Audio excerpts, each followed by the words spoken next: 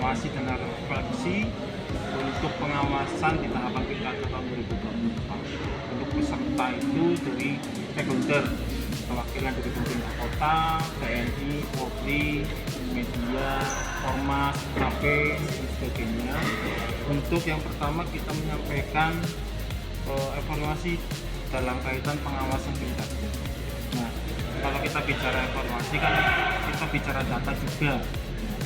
Jadi mulai dari tahapan awal itu pencairan data, kita melakukan apa saja sampai dengan tahapan rekapitulasi di tingkat kota. Jadi tadi sudah saya sampaikan di pembukaan bahwa ada beberapa himbauan yang sudah kita kirim ke penyelenggara teknis yaitu KPU, kemudian himbauan ke peserta pemilihan, termasuk saran perbaikan yang kita sampaikan kepada jajaran KPU berjenjang ke bawah. Nah, artinya ketika misalnya kita menyampaikan saran perbaikan itu harus ditindaklanjuti oleh KPU untuk memperbaiki mekanisme dan prosedur setiap tahapan. Dengan hasil rekap kami ada 2 temuan, kemudian ada 1 laporan dan ada 20 saran perbaikan.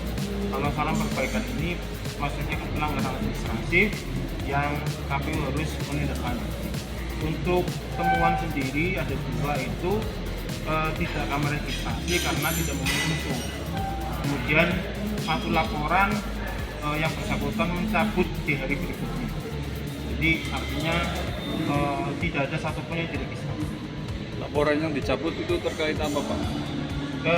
Dugaannya adalah tentang memberikan materi lainnya.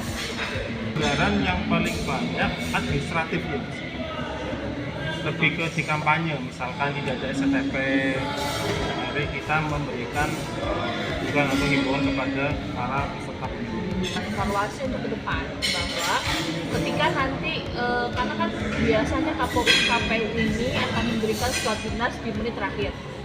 Yang jelas bahwa perlu adanya edukasi kepada masyarakat bahwa kemarin itu sempat simpang siur terkait dengan apakah bisa mencoblos dengan hanya pemberitahuan.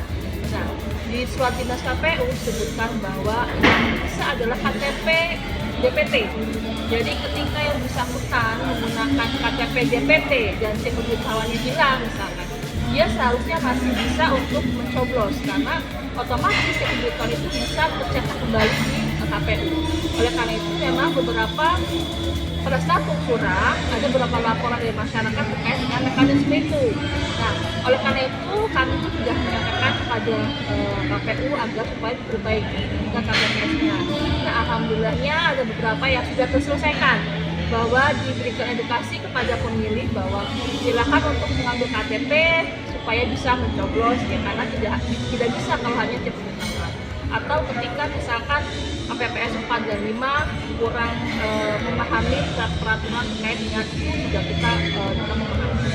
Oleh karena itu juga terkait dinamika jumlah kursi PTPS, makanya kami menyampaikan sesuai dengan dinamika KPU bahwa kursi PTPS itu ada di belakangnya KPPS 1 atau di samping KPPS 4 dan 5 untuk mengontrol hal tersebut, sehingga tidak ada, alhamdulillahnya tidak ada pelanggaran yang mengarah kepada PSI.